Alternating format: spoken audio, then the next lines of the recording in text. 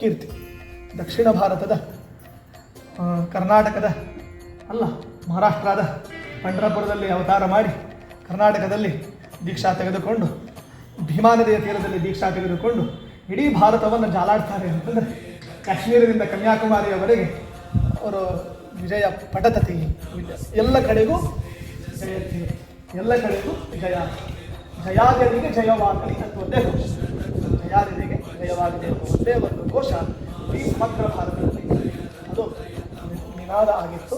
ಅದಕ್ಕೊಂದು ಒಂದು ಮಹಿಮೆ ಅಂದರೆ ಪ್ರಾಯ ಅವರು 1340ರಿಂದ 70 ಅಂದರೆ 11ನೇ ಶತಮಾನ ಆಚಾರ್ಯರಿಂದ ನಂತರ ಶತಮಾನ. ಆ ಕಾಲದಲ್ಲಿ ದಿಲ್ಲಿ ಒಳಗೆ ಮೊಹಮ್ಮದ್ ಬಿನ್ ತುಘಲಕ್,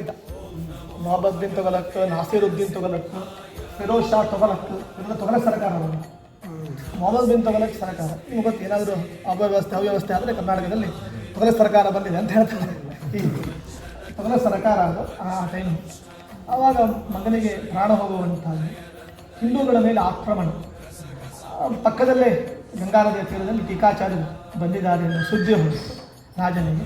ಬದುಕಿಸ್ತಾರೆ ಎಂಬ ಒಂದು ದೊಡ್ಡ ಭಾವ ಅವನದಿತ್ತು, ವಿಶ್ವಾಸ ಇತ್ತು. ಕರ್ಕೊಂಡು ಬನ್ನಿ ಅಂತ ಹೇಳಿದ, ಬರೋದಿಲ್ಲ ಟೀಕಾಚಾರ್ಯ. ರಾಜನ ಬಳಿ ನಾ ಬರೋದಿಲ್ಲ ಅಂತಂದರೆ ಯಾಕೆ ಅಂತಂದರೆ ನಾ ಬದುಕಿಸೋದಿಲ್ಲ ಅಂತ ಬಂದು ಹೇಳ್ಕಳಿಸಿದ್ರು.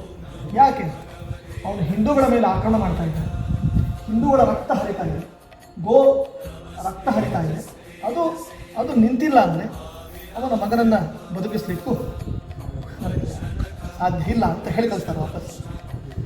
ಅವನು ಗೊತ್ತಾಯಿತು ಕಾಪೀರದ ಮೇಲೆ ಅವರು ಕಾಪೀರರು ಅಂತ ಹೇಳ್ತಾರೆ, ಇಸ್ಲಾಂ. ಅವರು ಕಾಪೀರರನ್ನು ಧ್ವಂಸ ಮಾಡಬೇಕು ಅಂತ ಒಂದು ವಾಕ್ಯ ಅವನ ಖಡ್ಗದ ಮೇಲೆ ಬರಬೇಕು. ಆ ಖಡ್ಗ ತುಂಡಾಗಬೇಕು, ಈಗ ಬದುಕಿಸ್ತೇನೆ ಅಂತಂದು. ಕಾಪೀರರನ್ನು ನಾಶ ಮಾಡಬೇಕು ಅಂತನ್ನುವೇನು ವಾಕ್ಯ ಆ ಖಡ್ಗದ ಮೇಲೆ ಇದೆ. ಆ ಖಡ್ಗ ತುಂಡಾಗಬೇಕು ಅಂದರೆ ಹಿಂದೂಗಳನ್ನು ನಾನು ರಕ್ಷಣೆ ಮಾಡ್ತೇನೆ, ಆ ಜವಾಬ್ದಾರಿ ನಂದು ಅಂತ ನಿನ್ನಿಂದ ಬರಬೇಕು, ಬದುಕಿಸೋಣ. ಸರಿ, ಅವ್ರು ಮತ್ತೆ ಹೇಳಿ ಕಳಿಸಿದ ವಾಪಸ್.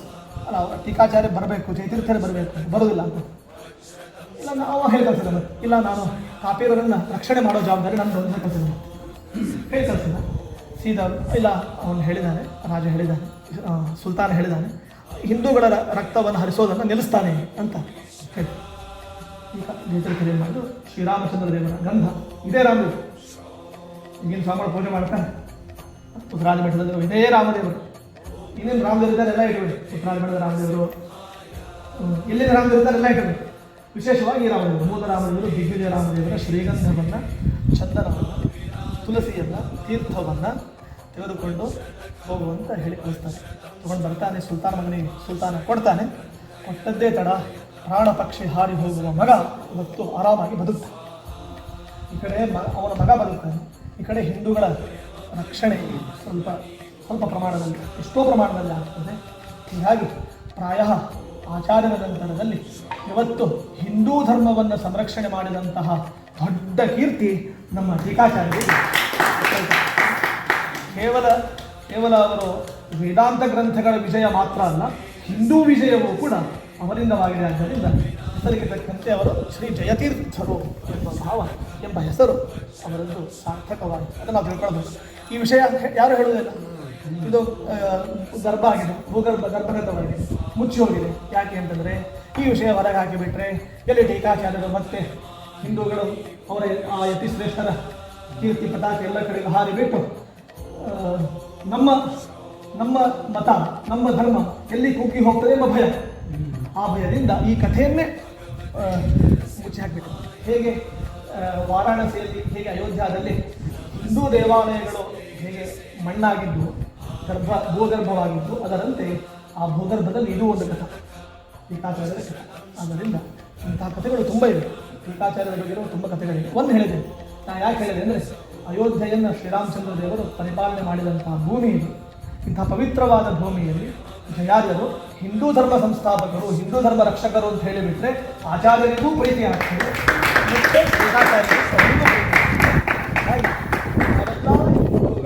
ನಾವೆಲ್ಲ ಬ್ರಾಹ್ಮಣರು, ಮನುಷ್ಯರು, ನಾವೆಲ್ಲ ಬ್ರಾಹ್ಮಣರು, ನಾವೆಲ್ಲ ವೈಷ್ಣವರು, ನಾವೆಲ್ಲ ವೀರಮಾಧ್ವರು ಅಂತ ಹೇಳುವಂತಹ ದೊಡ್ಡ ಹೆಮ್ಮೆ ನಮಗಿದೆ.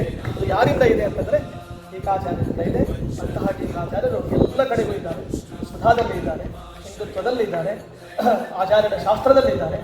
ಅಷ್ಟೇ ಅಲ್ಲ, ಮುಖ್ಯ ರೂಪದಿಂದ ಮೂಲ ರೂಪದಿಂದ ಮಳಖೇಡದಲ್ಲಿಯೇ ಇದ್ದಾರೆ.